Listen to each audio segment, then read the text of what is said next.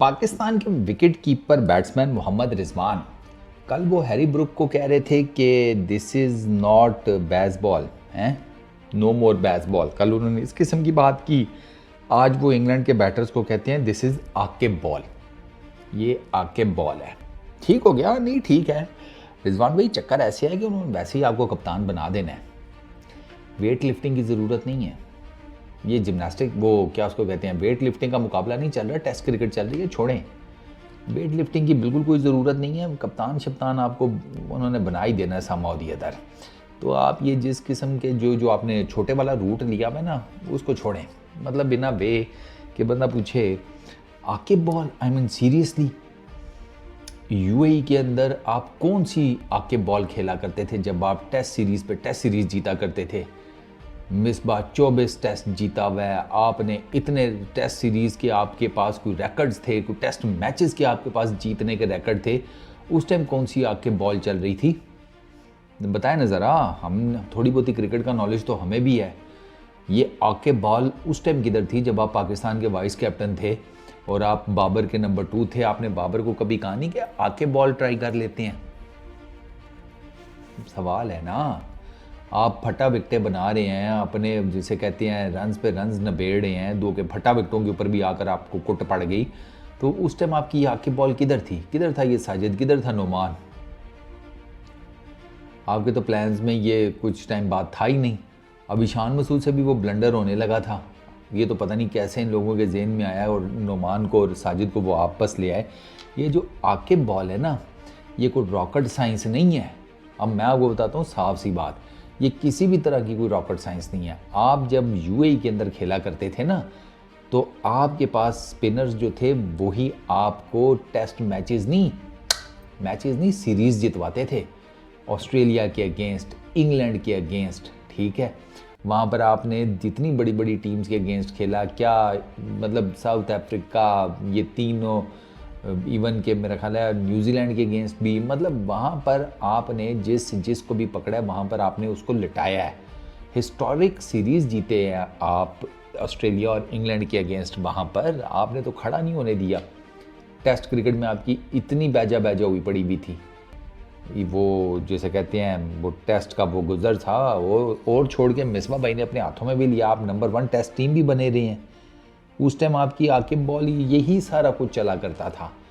ये बाद में आप लोगों के जहन में पता नहीं कहाँ से आया कि भाई बैटिंग विकटें बनाती हैं होम सीरीज़ में। सरकार लानत भेजें, आपका यही फार्मूला है टेस्ट सीरीज़ जीतने का, टेस्ट मैचेस जीतने का।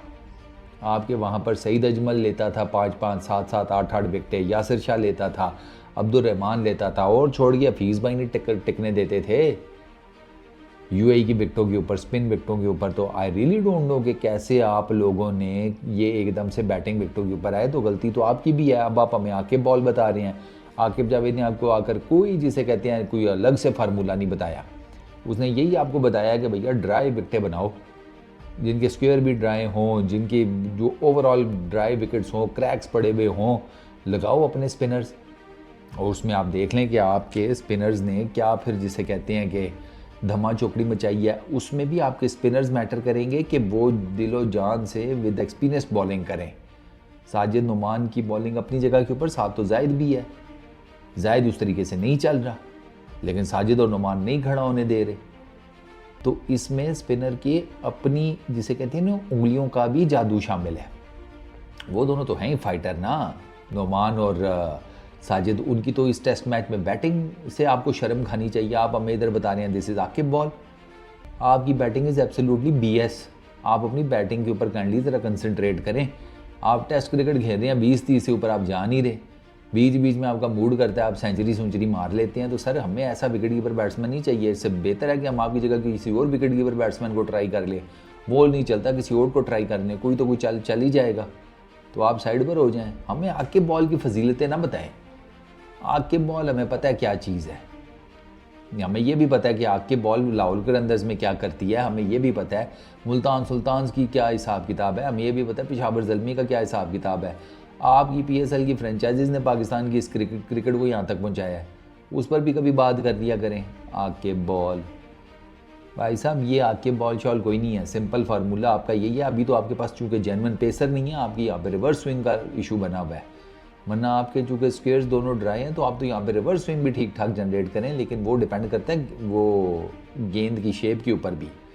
अब आप उस तरीके से तो नहीं ना, जैसे कहते हैं कि शेप बना सकते किसी अंदर खाते से, तो अगर वैसे कोई शेप बन गई तो फिर तो आपकी होगी स्विंग। और there is absolutely a chance, क्योंकि यहाँ पर ज़रा लंबे जिसे कहते हैं वो होते हैं स्पेल्स, तो 70-80 ओवर्स के बाद आपकी गेंद इतनी पुरानी हो जाती है कि अगर आप उसको बनाने की कोशिश करें तो हल्की फुल्की बन के आपको रिवर्स स्विंग भी जनरेट कर दे। लेकिन अभी तो आपका प्रॉब्लम यह है कि आपके पास उस टाइप का पेसर नहीं है जो इस तरह का कर सके, क्योंकि रिवर्स स्विंग भी एक आर्ट है।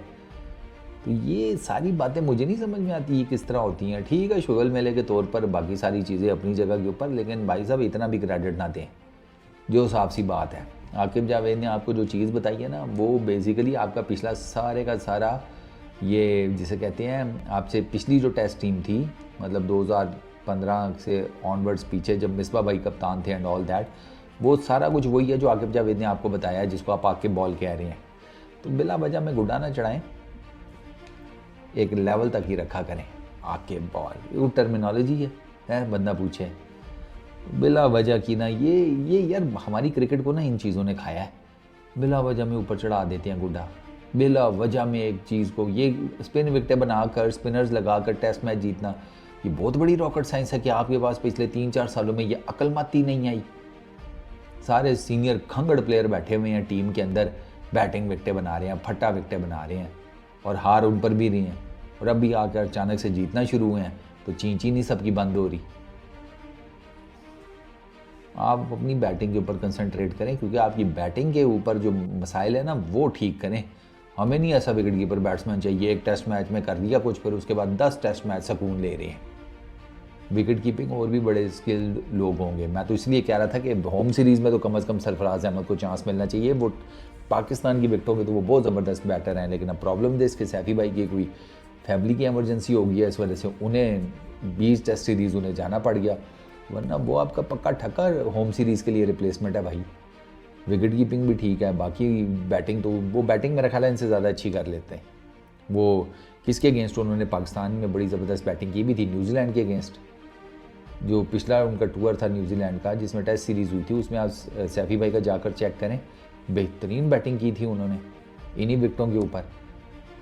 तो मेहरबानी करें ये वेट लिफ्टिंग शिफ्टिंग कम रखें, हमें पता है, ठीक है ना। ये आपको एक फार्मूला मिल गया है, अब आप अपनी होम सीरीज़ जो है ना वो इसी फार्मूले के तहत खेला करें, और आगे जो साउथ अफ्रीका जाना है ना उससे रिलेटेड सोचें। वहाँ पर आके बॉल काम नहीं आएगी, वहाँ पर आप लोगों की बैटिंग चलनी बहुत ज़रूरी है।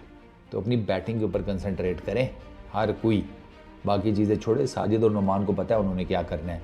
आपने उनको पिचेस दी, उनको कंडीशंस मिली, उन्होंने इंग्लैंड जैसी स्ट्रॉन्ग बैटिंग लाइनअप को ठुस करके उधर मारा हुआ है। फ़र्क सिर्फ ये है कि वो अपना काम कर रहे हैं, आप लोग जो बैटर्स हैं ना वो नहीं अपना काम करते।